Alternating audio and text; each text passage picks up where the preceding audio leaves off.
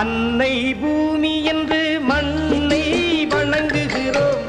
அன்னை பூமி என்று மண்ணை வணங்குகிறோம். பொன்னை அவள் தருவாள் சென்னல் மணியாக. பொன்னை அவள் தருவாள் சென்னல் மணியாக.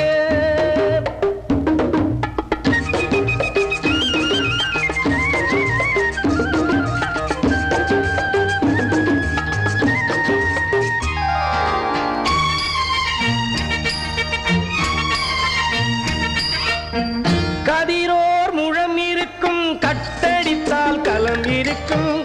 கதிரோர் முழம் இருக்கும் கட்டடித்தால் களம் இருக்கும். அதிலோர் மணி நெல்லும் யார் உழைத்தார் எனச் சொல்லும்.